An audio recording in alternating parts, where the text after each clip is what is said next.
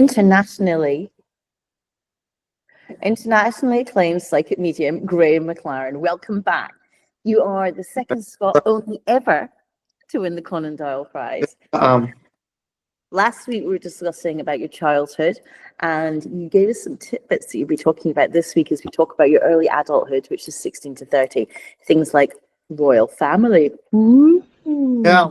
That's actually, interesting. and other hot dignitaries that you've been dealing with. So this week, we're doing a happy, upright, this is how amazing it is to be a spiritual medium like yourself show. So I'm just going to let you take it away.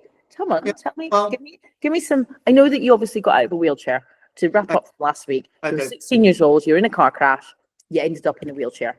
How long did that last for? So I was 18, 19 when I was back on my feet again. I actually began to walk, and this was so amazing. Normally, I would go to my hospital appointments and the ambulance would pick me up and take me. And one day I got really frightened because a lady had an epileptic fit and I'd never seen that before. And I was just getting onto crutches at that point.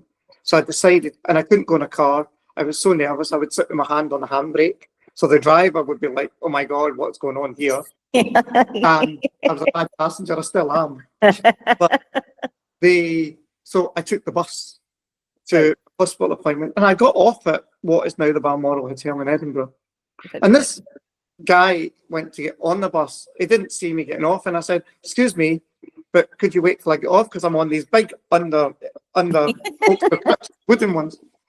And I gets off, and he goes, "Excuse me." I said, "Look, thank you very much. That was kind of you, you know." And he's looking at me, and he's saying, "Excuse me," and I said, "Yeah, what is it?" And he said, "Can you just hold on a minute?" And he looked like Super Mario. He had his hat on, and he's in this, like, what is now like a prison style blazer and trousers. And he was smaller than me. And had his big Super Mario moustache. And that's what he looked like. He looked like you sound like a porn star. Yeah. And he goes into this leather briefcase that was bulging. And he takes out this bit of paper and he opens it up. And the tears start flowing from him as he said to me, "Is that you?" I said, "Yes, it is." He said, "I was the ambulance driver that saved your life 3 times. His name was Ron." And he was standing in floods of tears on Princess Street in Edinburgh. All these people around us as they were walking past doing their business. But I just thought, nothing happens by coincidence. And I didn't know that at that time. But how wonderful for me to meet the ambulance driver that took me in. And he said, he thought I was only 15 at the time. And he said, "We asked how you were and they told us you didn't make it." No way. Yeah. That's toxic. And I guess, though, at that point, as we touched on last time, when I come through the light again, the surgeon said when the time of death is.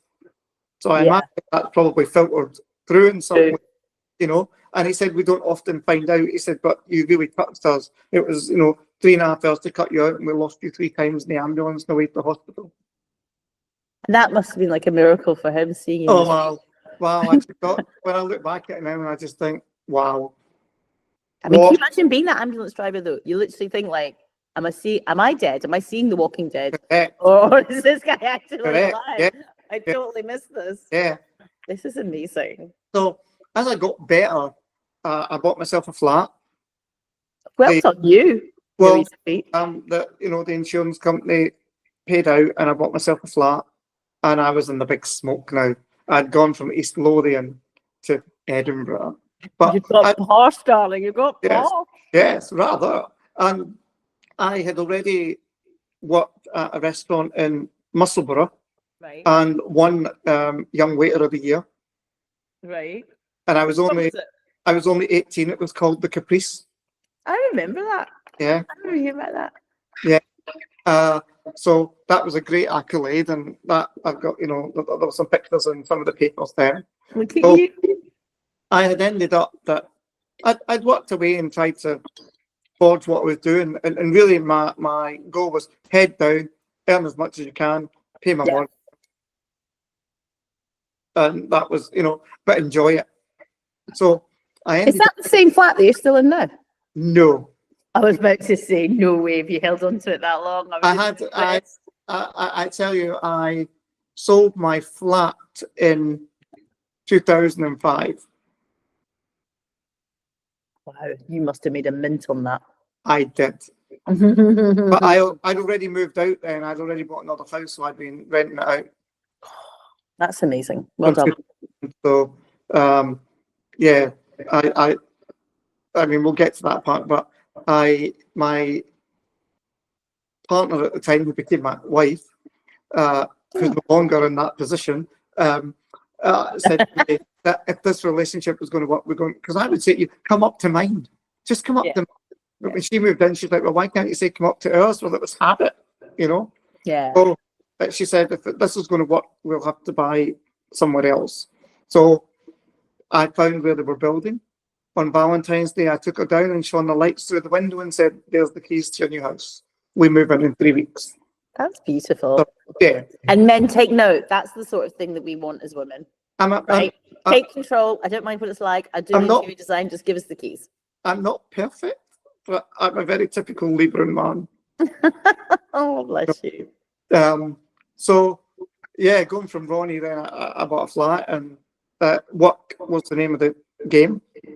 And I'd gone to work. A friend of mine, there was an opening at United Biscuits, which own Pizza Land, Pizza Hut, things like that.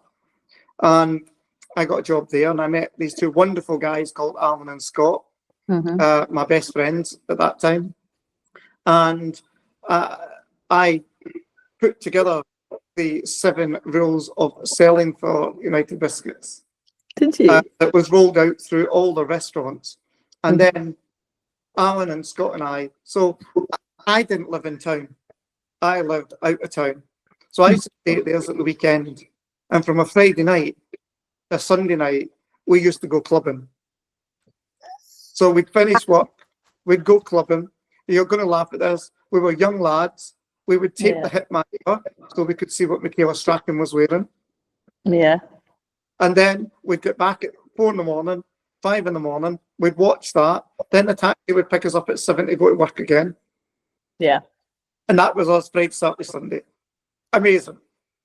But then we realised that Alan, he was the oldest, and Scott was his younger brother. And Alan started talking about business opportunities. So we bought a mobile disco. No way. We did. It was called Midnight Express. And this is so funny. So we would be working then, instead of clubbing every weekend, we'd be partying every weekend. Right. Doing discos and parties. And one of those was for the footballer Tommy Gemmell.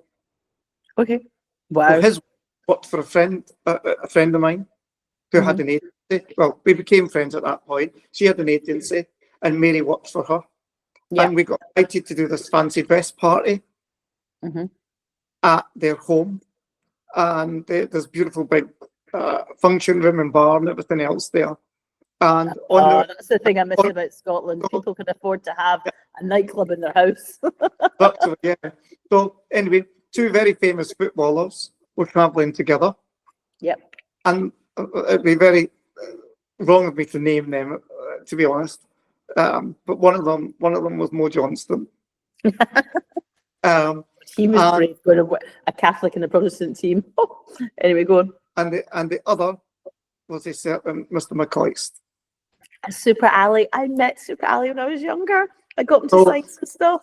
So they had been stopped by the police en route, and they were dressed as beefeaters with green tights on, white collars. I can only imagine the police's face. Oh my goodness. I mean, we were wetting ourselves at that. Absolutely wetting ourselves. So we had mobile disco for till I was 22. And then Scott decided he was joining the army and went away to join the army. Wow. And our manager became his wife. They moved together. Alan had been separated from his partner, but he got posted down south, so I was left with the mobile disco on my own. Oh. And it wasn't feasible, so I sold it on. It was fun when you had it. Oh, listen, it was the best time ever, You're literally getting paid to Ever. party. ever. Getting paid to party, my friend. Yeah. That's Uh, amazing. So I ended up at 19. My granddad appeared in front of me, and he had his red jumper on, his white shirt, his blue jeans. He was white haired, very tall man, over 6 foot, quite well built. And he said to me, "You need to work for the spirit." Now I didn't know what that meant, Right. so just bear that in mind. So the night later, my great aunt, Mhm. who I believe I didn't meet, was in a dream, and she told me the same thing. She had a pointed nose, her glasses sitting on them, her purple cardigan on, very frail woman. So when I told my mother and my gran about my granddad, they were, "Oh yeah, you seen a ghost. Yeah. Oh yeah, that was your Aunt Lizzie." Da-da-da. So there was nothing there to trigger, you know. So Mhm. I didn't know anything about the spiritual movement then. So Mhm. I made sure I stayed working in hospitality, working for the spirit, the license trade. Yeah, exactly. The ones you can drink. Yeah. Oh, there's nothing wrong there with spirit, the other kind at some point. And definitely it can bring through the other kind of spirits. It can. It's That have a few wee drinkies, you're like, oh. So then I ended up as a banqueting supervisor, Mhm. and great time. Then I met somebody that I later married, and that didn't work. 6 months. It turned out that wasn't for me, but I realised then that was all to do with the lack of love that I felt in life. I only realised that much later. But Okay. you know, again, people come into your life for a reason, a season, or a lifetime. Right. So you know, move on, move out, move up. So I went from where I was. I went to a country house hotel. Right. You're going to laugh at this. So I worked in. I was the assistant restaurant manager, and I looked after all the bars. Okay. And it was Valentine's weekend. Mhm. So you can just imagine what's going on. Yeah. So we had a very staunch receptionist called Sheila. And she had seen 3 naked men come into the hotel. Their partners were with them. So she had got called to go up to this room, and Yeah. she didn't want to go to the room. So I was, No surprise. "Can you come with me?" Right? And we chaps the door and we goes in. And this is all staged, right? These 3 guys were drunk and trying to provoke reception. Yeah. So we goes in, and the women are like there with them, and we goes in, and the guy's going, "We've got a problem with the TV remote. There's 2 in the bath, 2 in the bed, and 2 in the wardrobe." Right? It was absolutely hilarious. And she was going, "Well, if you don't cover up, we won't be coming back into the room again." I was like, "Sheila, let's just plug the TV in again and get going." You know. So anyway, the following day, I've got minibar duty to do. Yeah. And we get a call to say there's a light bulb problem and there's a problem with batteries and a remote control. She gave me the room numbers and said, Yeah. "Deal with it, because I don't want to go through what we just went through last night." I was like, "Right, okay." So I literally get to this room and I tap the door, and this very sheepish young guy comes to the door and says, just peering his head round, and all I could see was a woman tied up. And I said to him, "Is it your light bulb or your remote control?" And he said to me, "I think you've got the wrong room." So there's just some funny things happen in hotels that you just ever can't get out your brain. You I know? worked in the cairn in Edinburgh. Trust me, I know. Like some weird. I was 16 and a virgin, and yeah. trust me, it was verging on the ridiculous the shit that was going down in that hotel. Where did do you remember where you worked? The Cairn Hotel. You know, they used to basically the Cairn Hotel. It's near the top of Leith Walk, and Oh, it's one of these hotels that would have like if the B&H snooker was on, all the people that were playing would stay there. So you always had like quite affluent, influential people from around the world. It was quite interesting. The rugby, it'd be full of actually and during the festival, because all the rooms they were okay, but they all had en suites. And in the 90s, not all rooms had en suites. So there was still the shared bathroom thing going on in some hotels that were less expensive. But some of the shenanigans that used to go on, it was crazy. Yeah. And that was so much fun. We used to go to so many parties in the rooms and then get out before the duty manager would find you, you know, and then just turn up for Yeah, bit. literally, the duty manager would be coming, and I was the posh one that would deal with issues, like if there's any problems. And so even if I was busted, be like, "We didn't have a problem." Of course, I was stinking of whiskey. Well, I that was was just testing it, taste of your so- mouth. so. I mean, I went from because that was at Norton House, Yeah. and I went from there to the Royal Scot. Oh, And very good. I had a wonderful manager. His name was Slim. Yeah. Uh, Can I ask you, was he slim? yes, and he was Was he? Tunisian. I still love just his name. And so I was there for the summer season, and then I went to Aviemore for the winter. Right. And the party season up there was just like Mental. 10 times worse. Yeah, 10 times worse. It got a bit much. So there'd been a fire at the Aviemore Centre at the Badenoch Hotel, and one of my friends very sadly lost her life in that fire. So when I had to go back for season 3, it changed. Yeah, it's not the same, is it? But at that point, I'd come back to the Royal Scot, and I'd said to my boss something wasn't right because my pay slip said I'd earned so many more thousands than I had.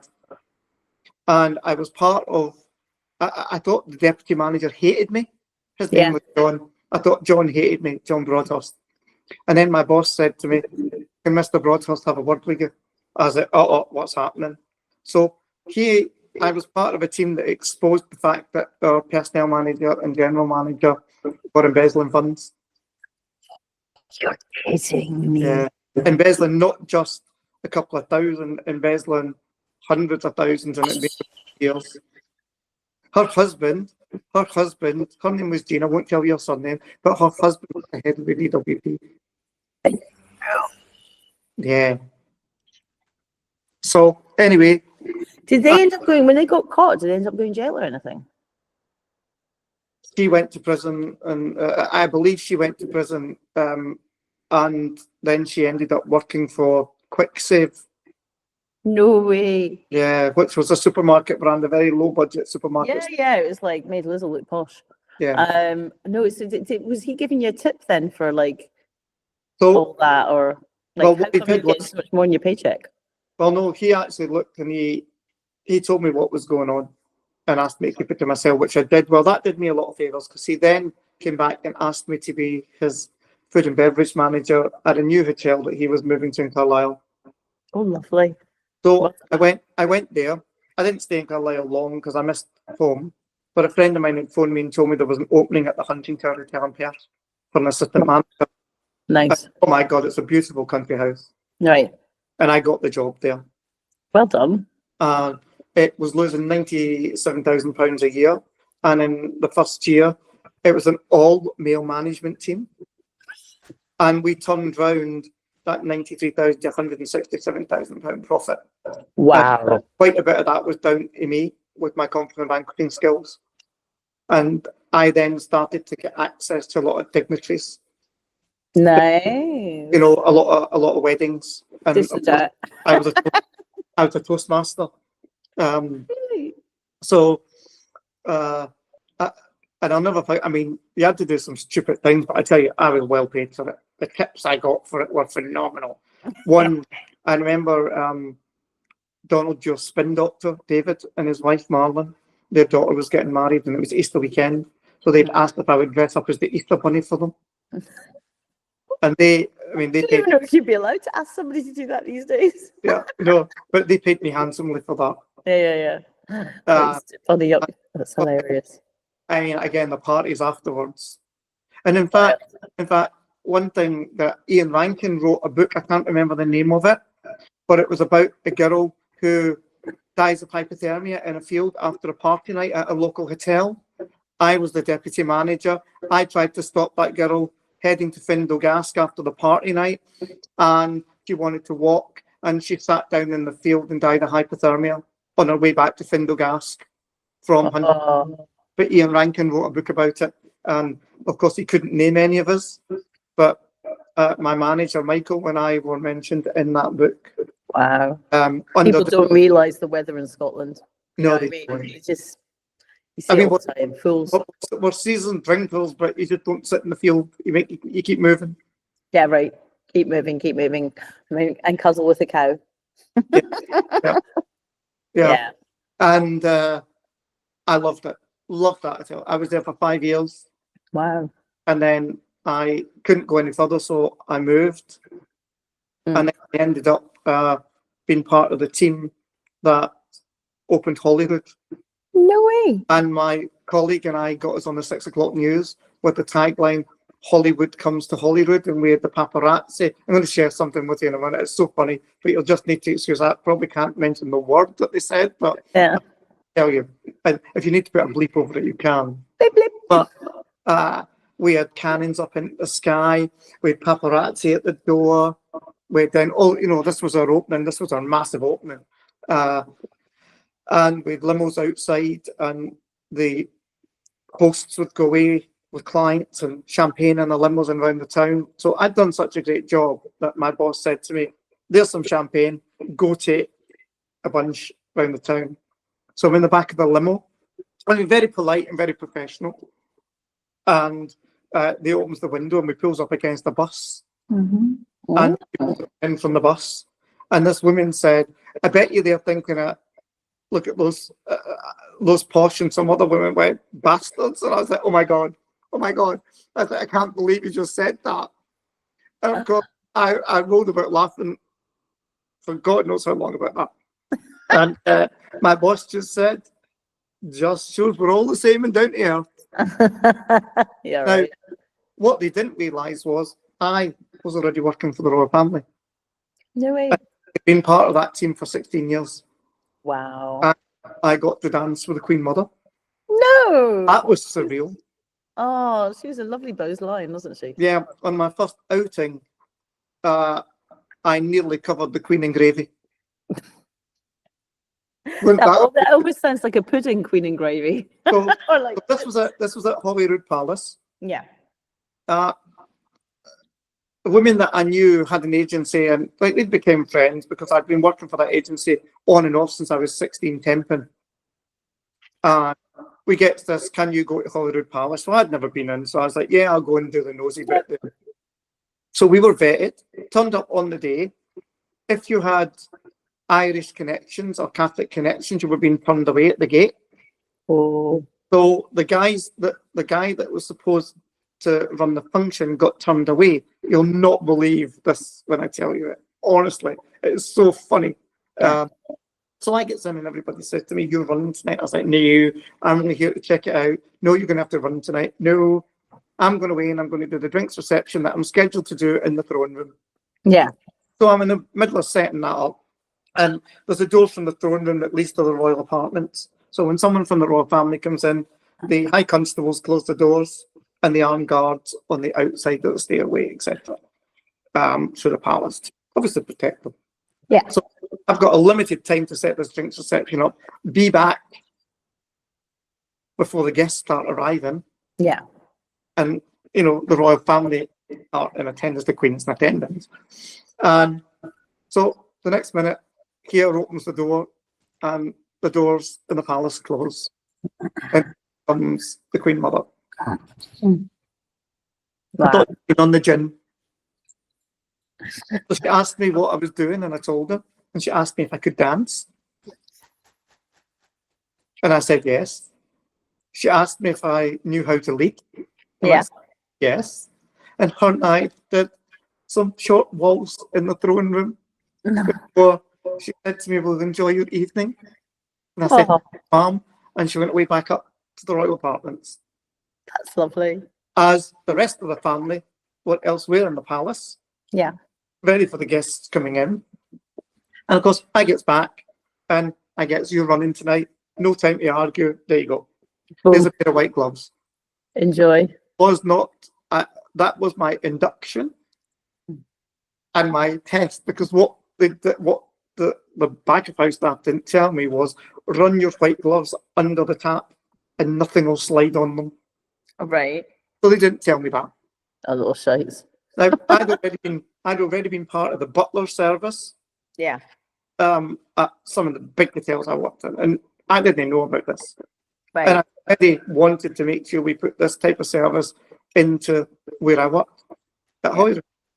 So later on, but anyway, I get there and he gives me my white gloves, and here we go. We've got the starters are already down, so clearly I'm ready for the main course. And I'm also left-handed, which makes it more difficult to silver serve it still at that point. And so you serve the Queen first. Then Princess Anne was next to him. Princess Anne was hanging over the chair side on like that, chatting to the person next to her. And the right way to greet the family is "Good evening, Your Royal Highness," and then you can call her Mom. So she didn't answer me, and I'm going, "Good evening, Mom. Excuse me, please, Mom." And she didn't answer me, and I thought the whole room's waiting for me, so I'll just go ahead and I'll serve. Right. Just at that, she turned. The whole slim shimeen dish that was right up my left arm, Yeah. the gravy was overflowing, and if it wasn't for the fact I thought shift it and get the glove underneath, the Queen's dress would have been covered in gravy. And then I With went, your head to the Tower of London. I would have been off with your head. Yeah, right. Like, And literally. then I got the wonderful privilege of looking after Princess Anne quite a lot at rugby. You know, wonderful man that used to be the head of Royal Bank, Lord Younger, and his wife, Lady Younger. Yeah. They would sneak me all the freebies to take home for looking after them. Nice. And a chap called Howard Moody, him too. Wait there. Did we talk about Lord Younger that died a couple of years ago? Lord Younger sadly has passed away now. Yeah, About 2 years ago. I can't remember when it I was, think but it's the same one I went to the memorial. it was head of Royal Bank of Scotland. Yeah, no, this one's down in England. No worries. Go on, babe. And he was phenomenal man. And of course, I've met most of the royal family. Mhm. And Diana used to come and sit in the staff room at Holyrood. What was she like? She was lovely, and it's quite strange because how things go full circle. When my mediumship finally arrived, Diana was my first message. Really? Yeah. What was it? Come on, tell me. So I'd gone on a workshop day with a lady called Val Williams from Blackburn. Okay. She's a minister of the Spiritualist National Union. And I went in, and it was like 11 women and me, and I wanted to walk out, and she went, "Sunbeam, get back here." I was like, "Oh no." Sunbeam. I'm going to call you on? that now forever. I was like, "Oh no, what's happening?" And she said, "You'll just stay here. You'll have a good day." And I was like, "No, I can't do this." And so she pairs everybody up. You do a couple of exercises, and then she gets you up and into a relaxed state. And as a girl from my class, she got right name, date, da da da da da da da. And the girls go, "I've got a dad, James, June, heart attack." So she said, "Well, ask anybody if they can understand that." And the people in the group are going, "That might be my dad. That might be my granddad." So she gets the reason why the spirit entity's here. And then Val goes to me, "Right, Sunbeam, it's your turn." She goes, "Name?" I go, Diana. 2 children, a boy and a girl, had 2 covers in her hair, went up a social class, connections to the media, died of a broken heart. So she says, "Ask everybody if they understand that." Yeah. They're all going, "No, no, no." And I said to Val, "I told you I can't do this." And she went, "Oh my frigging God." She said, "What's the message?" I said, "This is to say, thank you for the phone call, or thank you for making a phone call. Something to do with a restaurant in London. Someone called Marjorie in Paris." And she went, "Oh my God." And then she stopped and she gave us all a lecture and told me if I went out the room and told anybody, the press and the media would be on top of me. Yeah, of course. And it turned out to be that the message was for her. No. And the night before Princess Diana went to Paris, Diana's late father had come to this lady, Val, Yeah. and asked her to phone a restaurant in London where Diana was eating, who the restaurant was owned by Val's friend Marjorie, The chances. and asked Diana not to go to Paris. It was dangerous. And I believe Val phoned the restaurant, and Marjorie, don't quote me because that's the bit I can't verify, is that allegedly Marjorie didn't give the message to Diana. But you know, the royal family, no, I must come back to Holyrood for a moment and tell you that, and then I'll share this with you about the family. But coming back to where the guy, his name was Jean-Michel, didn't get into Holyrood Palace to look after the family. Yeah. Like, he was in his mid-50s. It turned out when he did his French national service at 21, Mm-hmm. so over 30 years before, he and a friend got drunk and decided to take a tank and drive it around the army base in France, and he was seen as a threat to the Queen. Isn't that so funny? I know, that is crazy. Also, stupid him taking a fucking drive. And so what we learn through history is that the royal family were no strangers to the spiritualist movement. No. So even you see that through the film The King's Speech, Mm-hmm. you know, and wonderful medium Lillian Bailey, who's no longer with us, who became good friends with the Queen Mother. Yeah.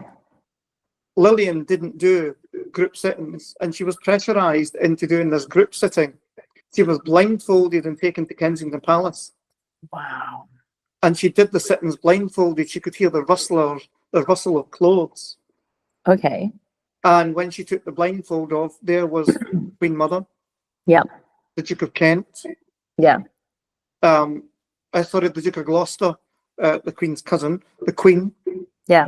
Anne, and two other members of the royal family that were not an immediate family. But as the Queen Mother was struggling with her grief in the Castle of May, Yeah. they used to phone Lillian, and they became very good friends.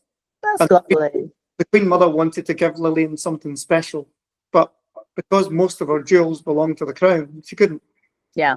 But she found this brooch that her husband bought her, and she met Lillian and pinned it on her shoulder. And shortly after, the Queen Mother died, and Lillian subsequently died too. Oh. So I imagine the two of them are sitting in the spirit world reminiscing. Having a cup of tea. But Diana used mediums regularly. Yeah, that I could definitely believe. She had that energy. You know, so it just shows you, coming back to what we spoke about in the first podcast about the whole resurgence in Christianity. Christianity has always been something that I believed in spiritualism. Here's the fact that you probably don't know. In 1830, Right. the Catholic Church were so frightened of the spiritual movement that they sent a crusade across Europe to quash the spiritual movement, and America to quash it. They thought it was a fad because it would affect their congregations. And what we see nowadays is congregations slipping because the spiritual movement's got a resurgence, and people are much more alert. And you know, the Catholic Church now allows speaking in tongues and all that. It has this whole kind of separate movement that if you are somebody who's a clairvoyant, claircognizance, like I've since a child claircognizance, like we just know something. Like I'd be like, Daddy, Farmer Jack, and the guy would be having a heart attack, right? And we go off and see him. And now they have a whole section of the Catholic Church where that is permitted because they realised that a lot of people have it, and it was preventing them from, you know, being Catholics, basically. Share this with you. Quite a following in the spiritual movement are Catholic. Yeah. Because they have the understanding that there's an afterlife. Totally. You see that as well in the born again churches, Pentecostal churches. There's a lot of people who still identify as Catholics, but they're practicing in the born again. Like, you know, and even the pastors started off as Catholics and they've gone over the bridge and have either completely are now like, I'm Pentecostal, or they're like, I'm a Catholic, but I practice at Pentecostal. Do you know what I mean? Because it's who I am. I just wish the spirit world would have guided me on my wild nightclubbing nights out. This is so funny that I'd been out. I mean, I was obviously with the spirit of the other kind, 3 sheets to it, and my friends were staying at my flat. Yeah. And I remember seeing this girl in the taxi rank, and she was right at the front of the queue. And it was like one of these cowskin jackets she was wearing. All right. Right, and it was black and white, but it looked like it was the hide of the cow. Yeah. That's the fashion then, right? Yeah. And I remember I walked up to her. Right, I thought my friends had gone because I'd lost them. Mhm. I walked right up to the beginning of the taxi queue, looked at her and says, "Where did you get your jacket?" Asda, and got in the taxi, and it pulled off, right? And my friends got in the next taxi. They done the same thing, just bypassed them, got in the next and said, follow to a certain extent. And when they got, I'd obviously arrived back at my flat, couldn't get the door open, was lying on top of the coat that was outside, Aye. and all the rubbish bags were scattered around me. And and then the hangover the following morning. I'm thinking, Yeah. perhaps if only I had known about the spirit then. Wouldn't that be quite Things are doing better, man. That's funny. absolutely. But yeah, through my work, I another astounding moment was I was in this 15th century luxury coaching in Suffolk, and I was a relief manager, and I'd arrived on the day this huge wedding was there, Mm. and I didn't know who it was for. And my assistant manager says to me, I said, "Do you need any help, Mandy?" And she said, "Yeah, can you scuff the bride's shoes?" I said, "What? What?" And I'm thinking, if I scuff these, she'll not want to wear them. Yeah, because right. the leather will have gone. Mm. So I had to ask her, "What do you mean?" Yeah. She says, "Take them into the conservatory on the stone and rub the soles over the stones." Yeah. So she doesn't slip. How did you think of that? Yeah. Yeah. And Don't wear many pairs of high heels then. absolutely. And it turned out it was for a young lady called Eleanor Simpson, who was the daughter of John Simpson, the international editor for BBC. Ooh, very posh. Yeah, and very well to do. They left us they left me. I get £5,000 for looking after them, No. and the team got 10,000 to split between them. Just shows you how. Nice people though. Decent. I Oh. mean, a lot of people just take your service and leave, babe. Decent people. Very decent. And this hotel was beautiful. It had Lime Tree Avenue. As you drove up the drive, it was lined with beautiful lime trees either side, and absolutely stunning. Absolutely stunning. So I've had access to a lot of MPs, previous MPs, and dignitaries, First Ministers in Scotland: Jack McConnell, Nicola Sturgeon, Alex Salmond, to name a few, Henry McLeish, John Swinney. Yeah. I mean, for Nicola Sturgeon and Alex Salmond before they were in power. Yeah. And they used to come on a Saturday morning, and Alex would come in and go, "All right, Graham, have you got the kettle on? Is the coffee ready?" And I'd go, "Yes, Mr. Salmond, I've got your bacon rolls as well." And then Nicola didn't have the same je ne sais quoi as Alex. Yeah, no, I met him when I did when I was at Radio 4 with him and Donald Dewar and all that. They're like Donald slapping Dewar, each other. Donald Dewar, beautiful man. Yeah, God, if he Beautiful. had been, if he'd ended up being Prime Minister of Britain, what a different world we'd be living in. And yeah, I did a function for John Smith the week before he passed away as well. Another decent human being. Yeah. So, and it's funny because when you work in Edinburgh, or it used to be the case, maybe not so much now, but I used to have to hide my Glasgow accent. Babe, you always have to hide that Glasgow accent. And Something that changed. people would try and take the proverbial by going, "Kelvinside, Morningside, Kelvinside, Morningside." That for those of you that don't understand that, there's Kelvinside is an area in Glasgow. Yeah. Morningside is a very posh area in Edinburgh.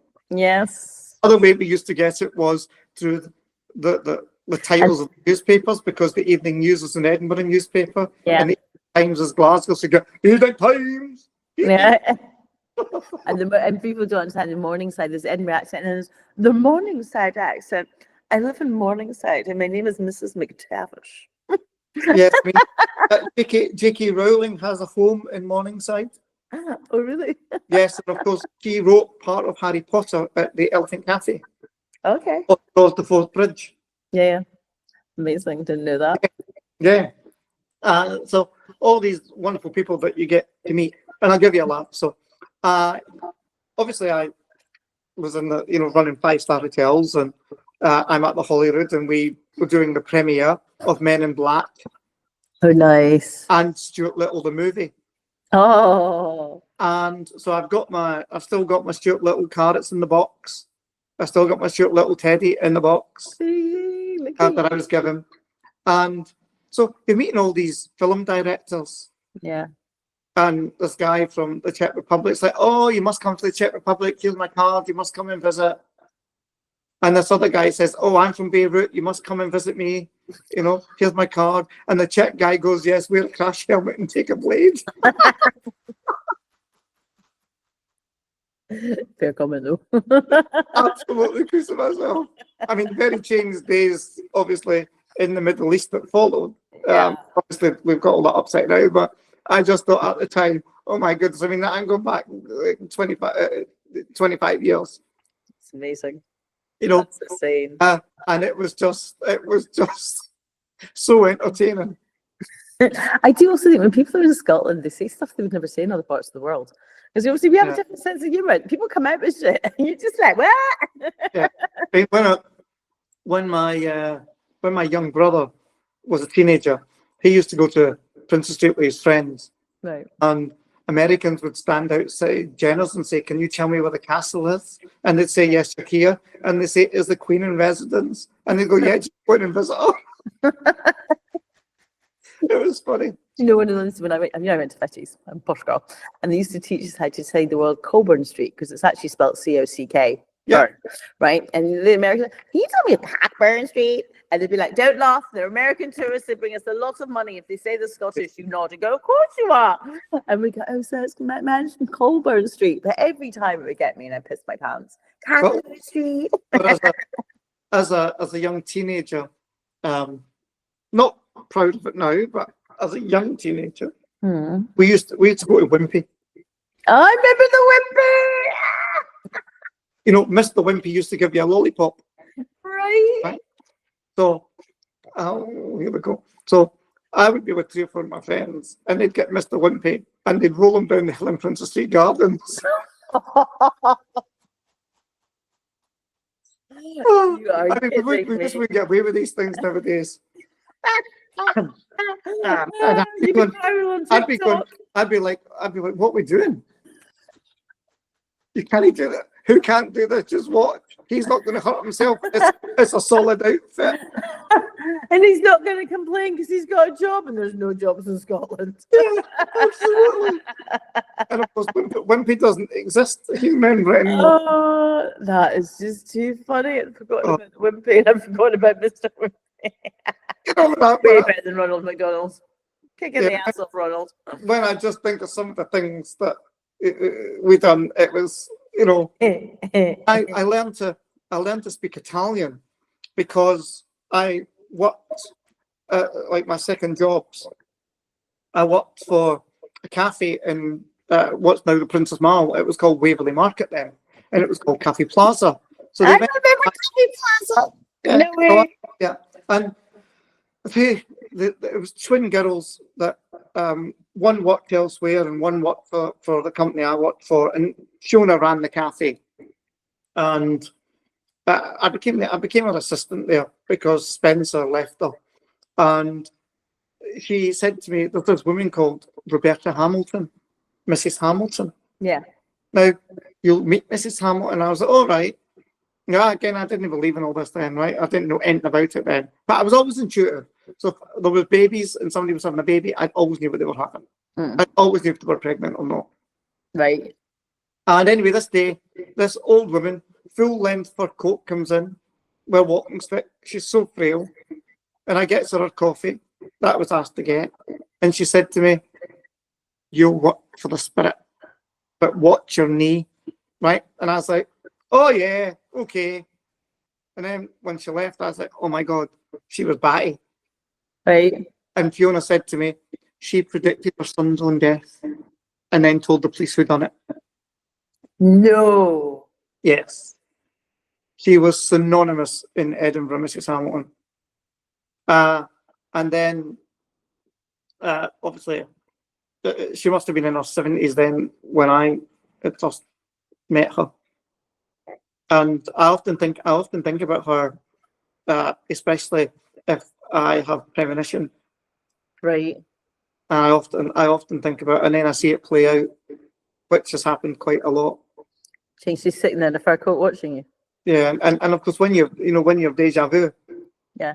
and you think, oh my God, I've already seen that conversation, I've already had that. That's insane. Yeah, it's quite crazy. So Oh my coming back to my work, so there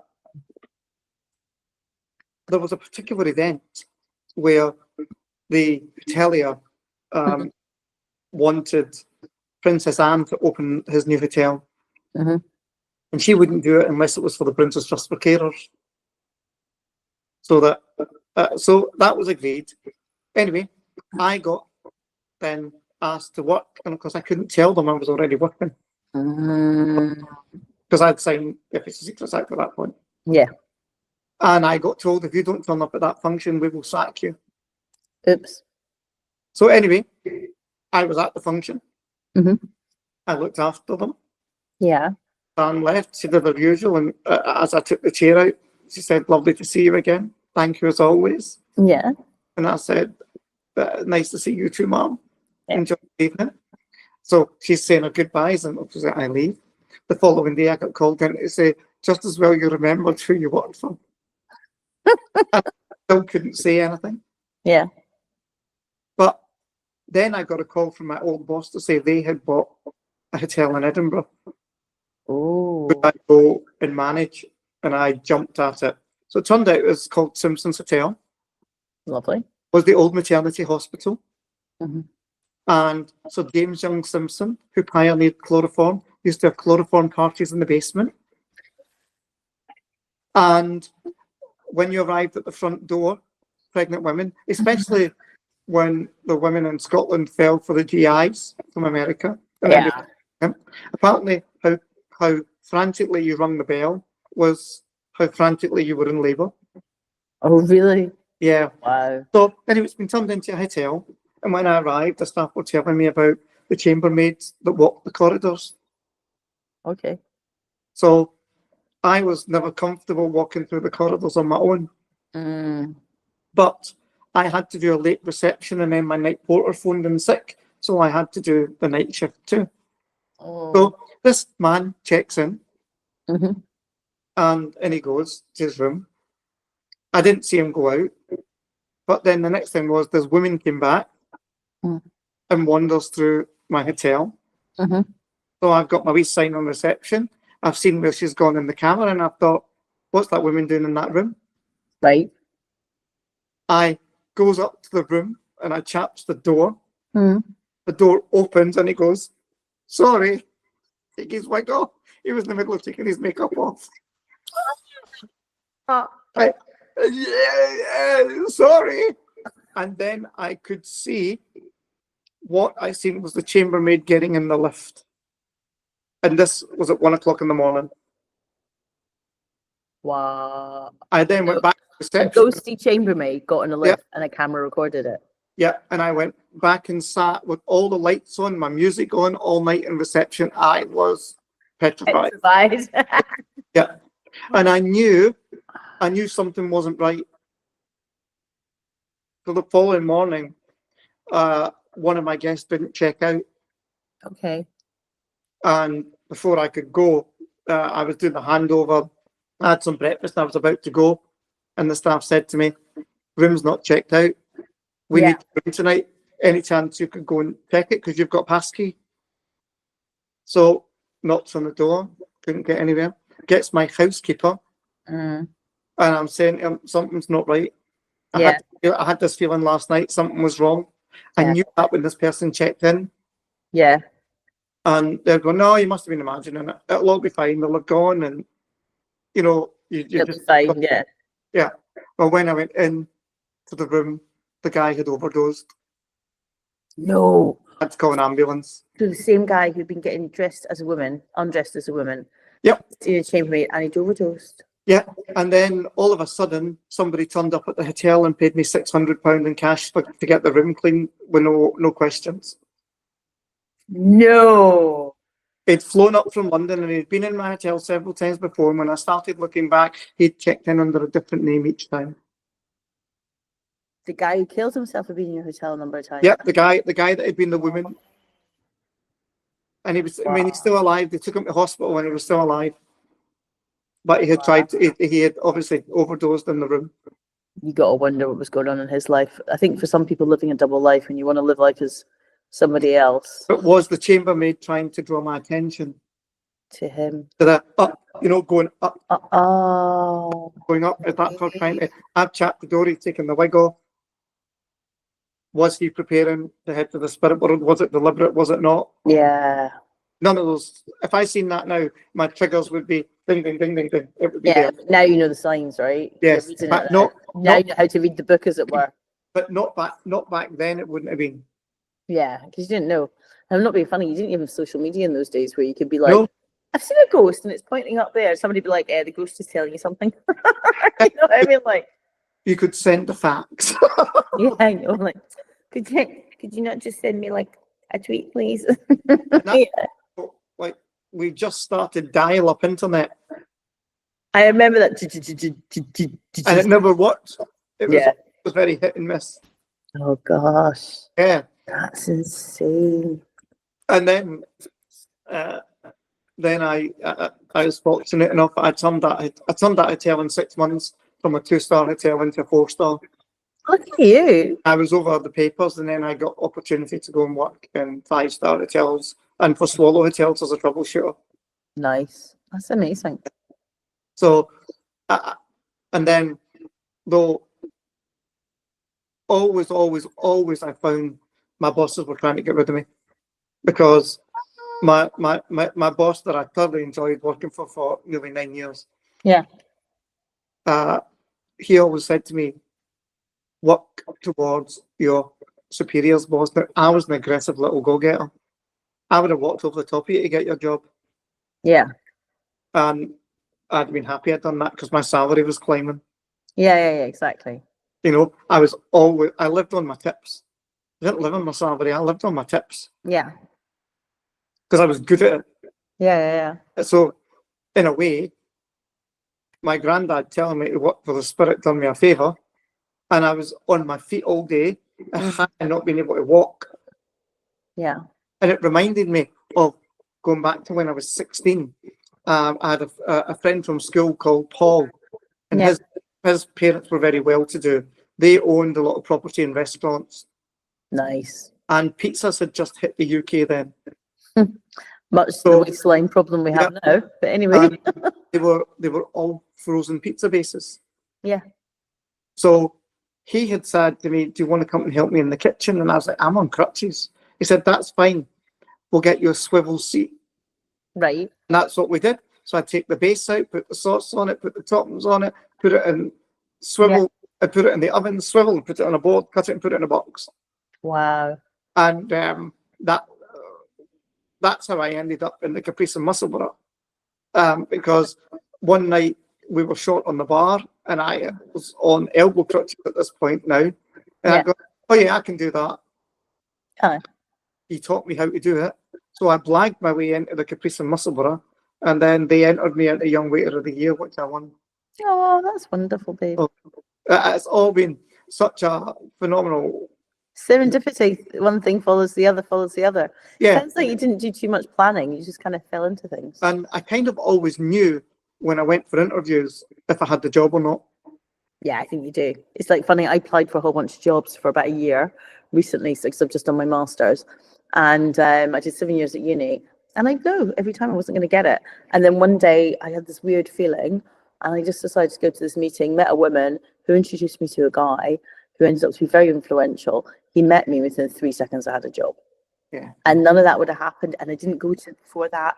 I could never see how it was going to work out that way. And that was just how I fell into it. And for 8 weeks, I had a really amazing job. And then that blew up. Yeah. As happens. But I knew that was going to blow up before I Well, had to at the time- the temple. At the time, I was grateful I had it because it paid the bills. But I Yeah. always knew when it was going to end and why it would end. Yeah. Just like when I got married, I knew that wasn't forever. Yeah. Sometimes you just know. It's almost like it's a training camp for something. Yeah. Yeah. That And makes sense. Yeah. And then I met what would become my I've been married twice. Yeah. But what would become my wife, we'd been together 13 years and then we got married. And then very sadly, she miscarried at the Christmas. And then very sadly, the awakening that ended up not at that time. Mm. My young brother very sadly took his own life. Oh, I'm so sorry to hear that. Found hanging in his office. Oh my And God. that really changed the dynamics of my life too, because I couldn't go back to work. No. I ran between my grandmother's, my father's, and my mother, trying to make sure they were all okay. And no parent should have to go through that, you know. But Yeah. and my brother and I didn't get on, but his partner then told me that he was jealous of the relationship I had with my mother that he didn't have. Yeah. Because after this Mrs. Hamilton, when I met her, the other thing she said to me was that your mother's coming. And I went, well, my mother's not coming here today. I don't have anything to do with her. And all of a sudden I got a call. We've had a call to say that my mother's mother had passed away. And would I be interested in meeting my mother? And I said, yes. So my mother and I became very close. That's beautiful, babe. But then when my mediumship arrived, my mother decided that it was not. Oh. But On the upside, at least you got some of your mum, even if yeah, it wasn't for through the next part of the adult journey, because some wonderful opportunities came out of everything, you know. And is your mum still alive or is she gone? Yeah, no, she's still alive, but never know, darling. She might come back again. You know. well, as I said to you, people grow, don't they? as I said to you, people come into your life for a reason, a season, or a lifetime. You don't know where they're at. Yep. All you can do is continue to send them the love and the light. Yeah, exactly. And you know what? She might see this, see how upset you are about it, and think, "Why am I getting upset about this?" Yeah, You know what I mean? there was my young half brother, because my dad and I are not close, but my young half brother, 4 years ago, you'll laugh at this. I met him 5 years ago in IKEA. I thought he was someone from the church, so I'm saying, "Hi there, how are you? Nice to see you." And he's going, and I'm going, "Oh my God, that's my brother." No way. So he'd been married and he's got kids. That's lovely. He didn't introduce me to them. Well, I'd just seen his wife and 2 kids appear, and at this point I hadn't quite that was him, and they'd just come back from Orlando, and I said, "Oh, did you have a nice time?" to the kids, and they're just looking at me, and then they wander off, and he said, "Oh, I'll need to go and get my wife and the kids," and then I realized, oh my God, you're my brother. No way. So we swapped numbers, and I said, "Don't take my number, not contact me." So he took my number, but he didn't contact me. Yeah. And then the following December, I got a text saying, "Would you like to meet for lunch?" So nothing happened by accident. Right. You know, and him and his wife met me, and she said, "Family's so important," and I told him he had to contact you. She said, "I was annoyed he didn't contact you when you met in IKEA," but he didn't know what to say. So a lot of what we go through is we are conditioned, and it turned out that he'd only done what he thought after being told what he'd been told. But, and you know, there's 2 sides to everything, and then there's this meeting in the middle. Right. And isn't it wonderful that he's got a wife that actually bothers to get involved? Yeah, and I think if they understood that, then if everybody understood that, wouldn't we be in such a different position? Yeah. Because we wouldn't go through the lows, especially when we go through the highs. Yeah. Certainly, if Jean-Michel had done that when he was trying to get in Holyrood, perhaps he would have been into wrong the function, and I wouldn't have been able to spilt gravy over the Queen. And perhaps I wouldn't have got to dance with the Queen Mother. Right. So everything happens for a reason. We just don't understand it yet. You always got to remember it's happening for you, not to you. Like Yeah. every time I got a job rejection in the last 18 months, And I remembered that was happening for me, not to me. You know, and I just got to, look, I would never have met you if I'd gotten some of these jobs. No, an opportunity that afforded itself to me, which I know we're going to talk about in the next episode. I would Yeah. never have had if it wasn't for the circumstances that alluded itself. Yeah. So it's the most wonderful. It's the most wonderful thing ever to be involved in, but not to know you're involved in is kind of funny. That's a bit right. You know, That gives us an opportunity to wrap up this one. it does. Yeah. So our next episodes, I'll see you next week. And next week we're going to be talking about 31 to 55. Not that you look 55, you don't look a day over Yeah. 42. Actually, you're doing good though. You have to give us your reverse aging tips. Because you know what, I thought at 49 I was pretty buff. Yeah, I mean, you obviously have the Scottish water, the banter, and the fresh air. I'm stuck in London. But you still look amazing, darling. You'll need to share me some tips. So what you're going to share with us? And now I know that you did some amazing healing helping people heal from cancer. What else are you going to share with us in the next episode? Don't give us too much information. Just give us enough that we have to come back. I think one of the most wonderful things was when the spirit world told me I would write a book. Oh, do you know what I got told at church recently? There was a prophecy about me writing a book. So I'm looking forward to you talking about that. Because that only happened to me 2 weeks ago. And on this journey, when it opened and unfolded, 3 times I've had the same message, not from the same person, but from 3 different people in 3 different settings that said, "You are Peter." So I watched the film of Peter the Apostle, and the spirit world out of the voice outside my head just told me I would write a book. They did say to me, "We will make you a fisher among men." That's amazing. So, And guess what the pastor at my church is called? The one that I got on Rig. Peter, Apostle Peter. He's Hungarian. What are the chances? And so his last name interesting that to have. his wife's called Prophetess Andrea Kiss. I mean, literally, a kiss on the cheek makes it all better. It's just, Absolutely. you can't make this stuff up. Like, literally, you cannot make this stuff up.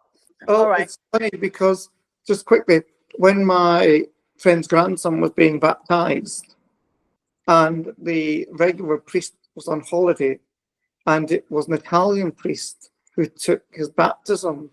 Right. And as I was leaving and I spoke to him in Italian, he was so dumbfounded that someone took the opportunity to speak to him in his native language. And he and I then started having the most wonderful conversation. Again, nothing happens by accident. Right. You just got to have the faith and be certain it's all happening for you, not to you. Yes. Love that. Look forward Graham to McLaren, Mr. Certain.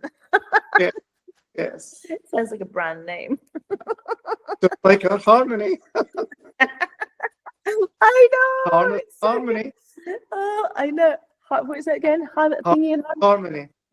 harmony and harmony. No. Harnessing harmony. Harnessing harmony.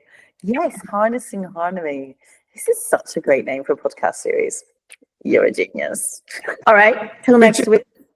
Lots of love to you guys, and have a good day. Bye. Bye. That's all.